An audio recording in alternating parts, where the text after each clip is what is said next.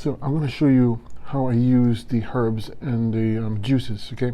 So I'm going to have my kidney tea, okay? This kidney 6 tea, okay? A teaspoon. Put it in here, okay? And I'm going to pour some hot water on it.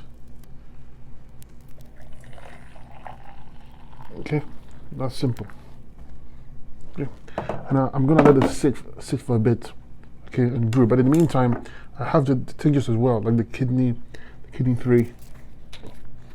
So I'm gonna put some in the tea. Okay. And I have here some lymphatic herbs, or 5 herbs. Okay, in there as well. Okay, and it's very simple. And I'm gonna let it sit. And I had for lunch, I had the orange juice. Okay, it was full. It was orange juice, pineapple, grapefruit. And I'm gonna have this tea. So this is my lunch. Very, very simple, very powerful. Okay, you might need to stir it a bit. But you see, it's all perfect. Ready to drink.